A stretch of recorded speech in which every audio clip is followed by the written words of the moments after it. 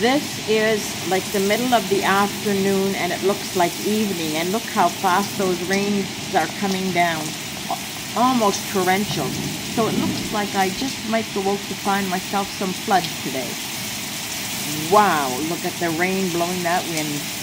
Oh, And that was Reed, my little friend who's been socializing with me in my garage. For the first time I've had company in my garage. Move back so that, ooh, I pushed him down almost. Isn't he adorable? And now back to outside in the torrential rains of Kitchener, Ontario.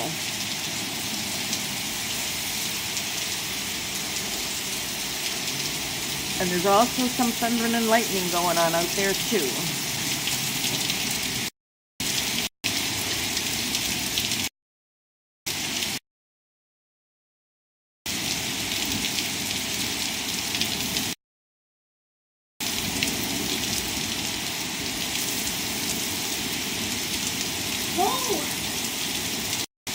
Typical little boy. He just has to at least get a hand out in the